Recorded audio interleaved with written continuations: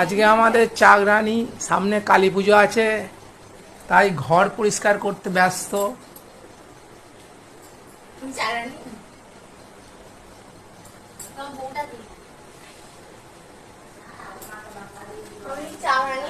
ভালো করে পরিষ্কার করবে, কালী পুজো আছে সামনে।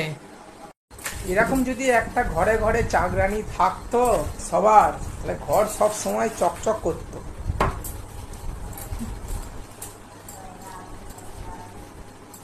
ভালো করে পরিষ্কার করবে একদম। সত্যি চাকরানিটা সুন্দর।